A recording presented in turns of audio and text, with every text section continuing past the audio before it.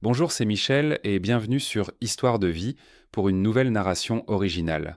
Comme toujours, les grandes questions de l'histoire sont à retrouver dans la description de cette vidéo ci-dessous. N'hésitez pas à y faire un tour si cette histoire vous a touché et que vous avez quelque chose à partager. C'est parti. Sophie poussa le chariot lourd, les vapeurs de chlore lui brûlant la gorge. Chaque matin, c'était le même chemin dans la pénombre de la blanchisserie. Charger les machines, surveiller les tambours qui tournaient, plier les draps encore chauds. Ses mains, déjà rougies, tremblèrent un peu de fatigue. Elle dormait peu ces derniers temps. La nuit dernière, le bruit des voisins l'avait encore tenue éveillée, et le petit Léo avait pleuré pendant des heures. Son studio minuscule sentait l'humidité et le lait tourné. Elle y retournait en vitesse à midi, le cœur battant. Elle frappa doucement chez sa voisine, Madame Lefebvre. « C'est moi, Sophie. » La porte s'entr'ouvrit. La voisine, une femme aux cheveux gris serrés en chignon, la toisa sans un sourire. « Il a encore crié toute la matinée, » grommela-t-elle. « Je n'ai pas pu fermer l'œil. »« Je suis désolée, Madame Lefebvre. Je ferai vos courses ce soir, promis. Et votre balcon, je le nettoierai demain. Ça va, prends-le. Et n'oublie pas le lait en revenant. » Sophie récupéra Léo, enveloppé dans une couverture trop fine. Le bébé dormait enfin, ses cils humides collés sur ses joues. Elle le serra contre elle, sentant la petite chaleur fragile à travers son vieux pull. Le soir, après la dernière machine, elle se changea en hâte dans les toilettes des employés. Elle sortit un grand sac à dos, usé au bord. Elle y glissa soigneusement Léo, endormi après la tétée, en calant sa tête avec un drap plié. Elle ajusta les sangles, vérifiant que son visage restait dégagé. Puis, elle le chargea sur son dos, le poids familier contre ses omoplates. Elle passa devant le bureau du patron. La porte était entr'ouverte. Elle aperçut Lucas assis devant ses écrans. L'homme, grand, les épaules larges, avait le regard dur des anciens routiers. Il ne leva pas les yeux, mais elle sentit son attention peser sur elle. Elle baissa la tête et pressa le pas. Dans la rue, le froid lui mordit le visage. Elle rentra au studio, le sac à dos bien calé. Elle installa Léo sur le lit, le seul meuble de la pièce. Elle ouvrit le frigo presque vide. Un yaourt, un peu de beurre. Elle mangea debout, écoutant la respiration légère de son fils. Le lendemain, en sortant de la blanchisserie avec le sac sur le dos, elle croisa Lucas dans le couloir. Il était planté là, les bras croisés, bloquant presque le passage. « Sophie. »« Oui, monsieur. »« Tout va bien ?» demanda-t-il, le regard fixé sur la bosse du sac à dos. « Oui, monsieur. Tout va bien. » Ce sac a l'air lourd. C'est des affaires personnelles. Il hocha lentement la tête, sans quitter la sangle des yeux. « Faites attention en rentrant. Il fait nuit tôt. » Il s'écarta enfin. Sophie sentit son souffle lui manquer. Elle marcha vite jusqu'au coin de la rue. Là, elle s'arrêta, la main contre le mur, pour calmer les tremblements de ses jambes. Elle pensa à Julien, l'homme qui avait promis la lune, un appartement, une vie. Il avait disparu comme une ombre quand elle lui avait annoncé la nouvelle, la laissant avec un ventre rond et un contrat de location signé de son nom à lui. Et un matin, une lettre du banquier était arrivée. Julien avait mis l'appartement en garantie pour un prêt qu'il n'avait jamais remboursé. La banque réclamait son dû ou les murs. Elle avait brûlé la lettre, mais la menace restait, suspendue comme une lame. Ce soir-là, en berçant Léo, elle chuchota dans le silence du studio. « Je te protégerai, coûte que coûte. » Mais les murs semblaient en rétrécir chaque jour un peu plus, et les regards de Lucas, au travail, devenaient en plus insistants. Il la surveillait. Elle en était sûre. À chaque fois qu'elle passait devant la petite caméra au plafond du couloir de stockage, elle baissait la tête, serrant un peu plus les bretelles du sac contre ses épaules. Lucas passa l'enregistrement en boucle sur son écran. La même scène, nuit après nuit, Sophie quittant la blanchisserie, le grand sac à dos sur les épaules, la bosse bien pleine, il zooma. Le tissu était tendu, lourd. Il ne s'agissait pas de vêtements. Il se frotta les tempes. Les vols de produits, c'était un point multiplié ces derniers mois. Lessive concentrée, adoucissant, déterge industriel. Des produits qui se revendaient facilement. Il avait installé les caméras pour ça. Et maintenant, cette image. Sophie, toujours silencieuse, toujours la première arrivée et la dernière partie. Avec ce sac. Il ferma les yeux, revoyant ses propres années sur les routes. La méfiance comme une seconde peau. Tout le monde avait son angle, son petit trafic. Mais Sophie, elle avait ce regard épuisé, cette façon de sursauter au moindre bruit. Comme un animal traqué. Un animal qui volerait pour survivre ? Peut-être. Le lendemain, il fit un inventaire rapide du stock. 2 bidons de lessive manquaient en... Rien de criant, mais suffisant. Il soupira, une colère sourde montant en lui. Il détestait être pris pour un imbécile. Dans l'atelier, Sophie rechargeait une machine, les bras tremblants sous le poids du linge mouillé. Il s'approcha. « Le stock de lessive en poudre est bas, Sophie. Vous n'auriez pas vu quelque chose ?» Elle se figea, une nappe blanche à moitié engagée dans le tambour. « Non, monsieur, je fais attention. »« Bien, faites. Les produits coûtent cher. » Son ton était neutre, mais il vit la peur passer dans ses yeux, rapide comme un éclair. Elle hocha la tête, trop vite, et se remit au travail, les mains agitées. En fin d'après-midi, il la vit se diriger vers les toilettes avec son sac. Elle y resta quelques minutes. Quand elle ressortit, le sac était encore plus gonflé, la forme bizarrement arrondie. Elle le hissa sur son dos avec un effort visible, une grimace de douleur étouffée. Lucas serra les poings derrière son dos. C'était flagrant. Elle se servait directement dans le stock, sous son nez. L'insolence ou le désespoir? Peu importait. Ça s'arrêtait ce soir. Il décida de ne pas appeler la sécurité. Il voulait la confronter lui-même, la voir avouer, comprendre. À l'heure de la fermeture, il éteignit les lumières principales, ne laissant qu'une veilleuse dans le hall. Il se posta près de la sortie de service, dans l'ombre du couloir menant au local des poubelles. L'endroit était isolé, sans caméra. Il croisa les bras, attendant. Le froid du béton montait à travers ses semelles. Il entendit d'abord le grincement de la porte intérieure, puis des pas légers, pressés. Sophie apparut, silhouette frêle dans la pénombre. Le sac à dos, énorme sur son dos, semblait presque la déséquilibrer. Elle marchait tête baissée, une main sur une bretelle. Lucas sortit de l'ombre, barrant le passage vers la ruelle. « Sophie, on fait un point. » Elle s'arrêta net comme heurtée par un mur invisible. Son visage, éclairé par la lumière blafarde du néon défectueux, blêmit. « Monsieur, je rentre. Je vois ça. Et vous rentrez avec quoi, exactement ?» Il fit un pas vers elle. Elle recula d'un pas, le dos touchant presque le mur froid. « Ce sont mes affaires. Vos affaires. Ouvrez le sac, Sophie. Montrez-moi vos affaires. » Sa voix était basse, mais chaque mot tomba comme une pierre. « S'il vous plaît, monsieur, laissez-moi partir. Ouvrez-le, maintenant. Sinon j'appelle la sécurité et on règle ça avec la police. Le vol en entreprise, ce n'est pas rien. » Elle le regarda, les yeux démesurément grands, pleins d'une panique pure. Ses doigts se crispèrent tant sur les sangles. Elle semblait sur le point de se briser. Un long frisson la parcourut, des épaules jusqu'aux genoux. Elle ferma les yeux une seconde comme pour puiser une force absente. Puis, d'un geste lent, tremblant, elle fit glisser une bretelle de son épaule. Le sac glissa au sol avec un bruit mat. Sophie s'accroupit, ses doigts engourdis cherchant la fermeture éclair. Le métal était glacé. Elle releva les yeux vers Lucas. Il se tenait droit, bras toujours croisés, impatient. « Dépêchez-vous. » Elle tira sur la glissière. Le bruit grinça dans le silence du couloir. L'ouverture s'élargit, révélant d'abord du tissu sombre, un lainage. Elle écarta les bords du sac, là, au milieu de quelques vêtements roulés en boule, reposait Léo.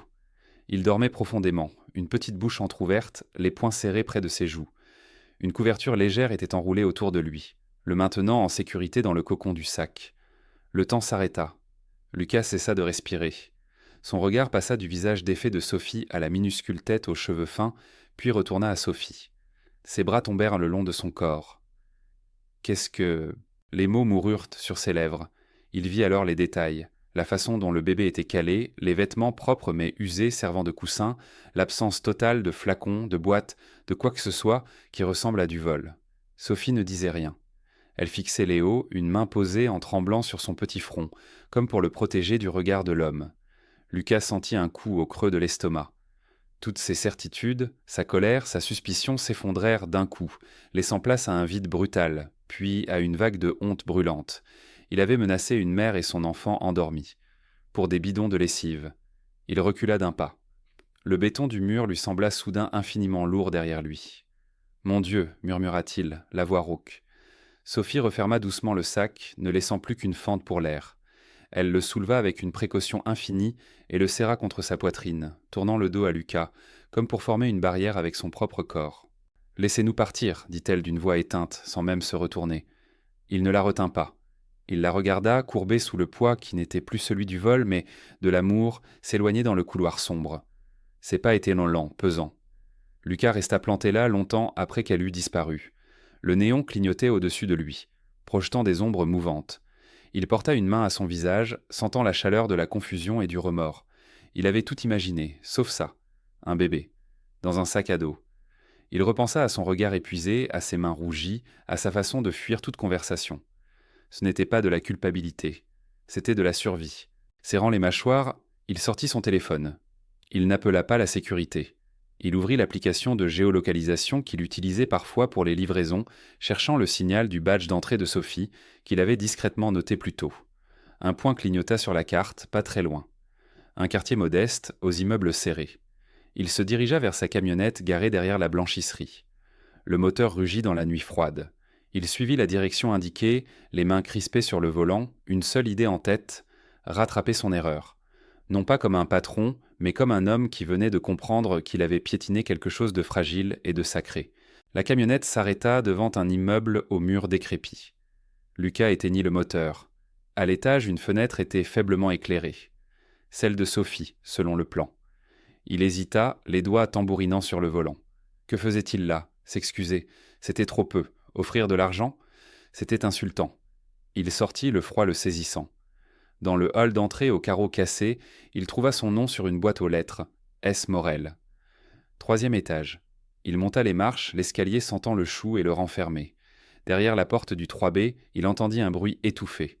Des pleurs d'enfants, faibles, puis la voix basse et lasse de Sophie qui chantonnait. Il leva la main pour frapper, mais s'immobilisa. Que dire? Il frappa finalement 3 coups secs. Les bruits cessèrent net. Puis des pas légers s'approchèrent. « Qui est là ?» demanda la voix méfiante de Sophie, à travers le bois. « C'est Lucas, de la blanchisserie. » Un long silence. Il entendit le bruit d'un verrou qu'on tire, lentement. La porte s'entr'ouvrit, limitée par une chaîne de sécurité. Un œil apparut dans l'entrebâillement, cerné de fatigue. « Qu'est-ce que vous voulez ? » « Pouvoir parler, s'il vous plaît. » Elle hésita. Il vit ses doigts blancs se crisper sur le bord de la porte. Puis la chaîne glissa, et la porte s'ouvrit en grand, révélant la pièce unique. C'était pire que ce qu'il avait imaginé. Un lit défait, une table bancale avec 2 assiettes sales, un radiateur électrique qui ronronnait faiblement. Dans un coin sur le lit, Léo gigotait, emmailloté dans une couverture. « Entrez vite, » dit-elle en refermant la porte derrière lui. « Il fait froid. » Lucas resta debout au milieu de la pièce, ne sachant où poser les yeux. La pauvreté était palpable, presque violente. « Je suis désolé, » commença-t-il, les mots sonnant creux. « Pour tout à l'heure. Je ne savais pas. »« Ça ne change rien, » dit-elle simplement, en allant bercer Léo. « J'ai besoin de ce travail, monsieur. S'il vous plaît, ne me renvoyez pas. »« Je ne vais pas vous renvoyer. » Elle se retourna surprise. « Alors pourquoi être venu ?» Il chercha ses mots, regardant le visage anguleux de la jeune femme, ses yeux trop grands dans son visage amaigri. « Pour comprendre, pour aider, racontez-moi. » Sous son insistance muette, les mots sortirent enfin. D'abord par bribes, puis dans un flot monotone, comme si elle récitait une condamnation. Julien, la disparition, l'appartement mis en gage, la lettre de la banque, la menace d'expulsion qui grandissait chaque jour, la voisine qui exigeait des services en échange de quelques heures de garde, la peur constante. « Je n'avais nulle part où le mettre, Léo, » dit-elle en fixant le bébé. « Les crèches sont pleines, c'est trop cher. Alors je le prenais avec moi. Il dormait dans le sac. C'était lourd, mais il était en sécurité. Je le surveillais par la fenêtre du local pendant les pauses. Lucas écoutait, le visage de plus en plus grave. Son monde à lui, fait de camions, de chiffres et de méfiance, se lézardait. Il sortit son portefeuille, prit tous les billets qu'il contenait et les posa sur la table. « Prenez ça, pour le moment. Je ne peux pas... » « Si, pour lui. » Elle regarda l'argent, puis son fils, et ses épaules s'affaissèrent. Elle ne pleurait pas. Elle semblait trop épuisée même pour ça. « Merci, murmura-t-elle. Il hocha la tête gêné. « Reposez-vous, on verra demain. » Il partit, laissant derrière lui la pièce misérable et le poids immense de ce qu'il venait d'apprendre. Dans sa camionnette, il ne démarra pas tout de suite. Il regarda la fenêtre éclairée, une jeune mère, un bébé et des hommes en costume qui pouvaient débarquer à tout moment pour les jeter à la rue. Le lendemain matin, Sophie arriva à la blanchisserie, les yeux rougis. Elle évitait son regard. Il ne dit rien, lui confia simplement des tâches plus légères près du bureau, là où il faisait plus chaud. Elle travailla en silence, jetant des coups d'œil inquiets à sa montre. En fin d'après-midi, alors qu'elle se préparait à partir, il s'approcha. « Je vous raccompagne, j'ai affaire par là. » Elle voulut refuser, mais il avait déjà pris son manteau. Ils roulèrent en silence. Lorsqu'il se gara devant son immeuble, il la suivit, prétextant vérifier quelque chose. Au 3e étage, le couloir était désert. Sophie sortit ses clés. C'est alors qu'ils les entendirent. Des voix d'hommes, fortes et impatientes, derrière la porte du 3B. Puis un coup sourd, comme un pied frappant le bas du chambranle. « Ouvrez, ou on défonce !» Sophie se figea, la clé tremblant dans sa main. Son visage devint d'une pâleur de cire. Ses yeux, pleins d'une terreur animale, rencontrèrent ceux de Lucas. Ils étaient pas déjà là. La porte du 3B céda avec un craquement sec avant même que Sophie ne puisse tourner la clé. Deux hommes en veste sombre se tenaient dans l'embrasure. Le premier, large d'épaules, toisa Sophie avec un mépris froid. « Vous êtes en retard pour votre déménagement, madame. Les clés. Maintenant. »« C'est chez moi, parvint à dire Sophie, la voix étranglée. Chez la banque, corrigea le second, plus mince en tapotant une liasse de papier. Votre ex a contracté une dette. L'appartement est saisi. Débarrassez le plancher. J'ai un bébé. Il fait nuit. Pas notre problème. » Le premier homme avança d'un pas dans le studio, son regard balayant la pièce misérable, avant de se poser sur le landau, où Léo commençait à s'agiter. Sophie se précipita, se plaçant entre eux et son fils. « Ne le touchez pas !» Lucas, qui était resté en retrait dans l'ombre du couloir, vit la scène. Il vit la terreur de Sophie, son corps frêle faisant bouclier. Il vit la désinvolture brutale des deux hommes. Une colère froide, ancienne monta en lui. Une colère de routier qui en avait trop vu. « Elle ne part pas, dit-il d'une voix claire en s'avançant. Les deux hommes se tournèrent, surpris. « Qui êtes-vous? Le nouveau mari? Récupérez vos affaires et dégagez. »« Non, dit Lucas en entrant à son tour dans le studio, son grand corps comblant soudain l'espace. Je suis celui qui dit non. » Le plus costaud ricana. « Écoutez, monsieur, ne vous mêlez pas de ça. C'est légal, fichez le camp. » Il tendit la main pour écarter Lucas. La main n'atteignit jamais son but. Lucas, d'un mouvement vif hérité de ses années sur les routes à régler des conflits, attrapa le poignet, le tordit vers l'arrière et poussa l'homme d'une seule poussée sèche. L'homme heurta le chambranle avec un grognement de douleur. « Sortez, répéta Lucas, le regard noir. Tout de suite. » Le second homme hésita, brandissant ses papiers comme un talisman. « On va revenir avec la police ? » ?»« Faites, je leur expliquerai l'intimidation et la menace sur un nourrisson. Maintenant, hors de ma vue. » Sous la pression du regard et de la posture de Lucas, les deux reculèrent dans le couloir. Le premier, massant son poignet, lança un regard haineux. « C'est pas fini. La banque récupérera son bien. » La porte se referma sur eux. Le silence qui suivit fut épais, troublé seulement par les pleurs de Léo. Sophie, tremblante de tous ses membres, s'effondra à genoux près du landau et prit son fils dans ses bras, le serrant contre elle. Lucas respira profondément, regardant la pièce saccagée, la table renversée. Le danger était parti, mais l'air restait chargé de menaces. Ces hommes reviendraient. Ils avaient l'adresse. Il se tourna vers Sophie, toujours agenouillée sur le sol. « Vous ne pouvez pas rester ici, c'est fini. » Elle leva vers lui un visage inondé de larmes silencieuses, sans force pour protester. « Prenez l'essentiel, pour vous et pour lui, tout de suite. » Il l'aida à se lever. Elle se mit à rassembler des affaires dans un sac, mécaniquement, les mains tremblantes, des vêtements pour Léo, quelques biberons, des papiers. En 10 minutes, ce fut fait. Il prit le sac et le landau. « Venez. » Ils descendirent dans le froid nocturne. Il installa le landau à l'arrière de la camionnette, aida Sophie à monter à l'avant. Il démarra sans dire où ils allaient elle ne demanda rien. Elle regardait par la fenêtre, le visage fermé, serrant Léo endormi contre son cœur. Il s'arrêta devant un petit immeuble moderne. Son immeuble. Il la conduisit au 3e étage, ouvrit la porte de son appartement. « C'est ici, dit-il simplement. » L'appartement était spacieux, propre, chaud. Il la guida directement vers la chambre, une pièce avec un grand lit et une fenêtre sur la ville. « Vous dormirez ici, lui avec vous. Moi j'ai le bureau. » Il prit une couverture propre dans un placard, la posa sur le lit. « Reposez-vous. Il n'y a personne pour frapper à cette porte. » Le lendemain, quand Sophie se réveilla, Lucas était déjà parti. Elle trouva sur la table de la cuisine du lait, du pain, des fruits, et une enveloppe avec de l'argent.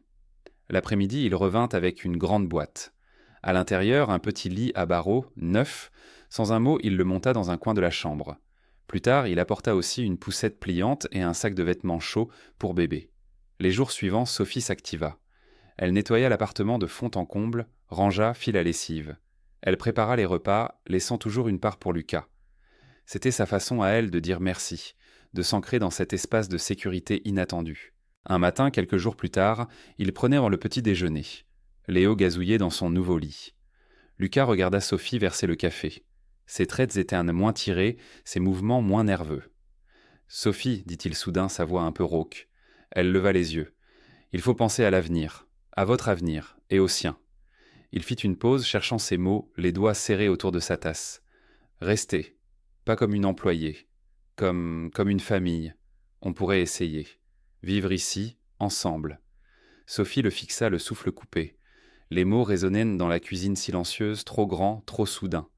Elle vit la sincérité dans son regard, mais aussi une vulnérabilité qu'elle ne lui connaissait pas. Sans dire un mot, elle se leva. Elle fit le tour de la table. Elle se pencha et posa un léger baiser sur sa joue, un simple effleurement, rapide et chaud. Lucas resta immobile, surpris. Puis il se leva brusquement, faisant grincer sa chaise. « Bon, d'accord.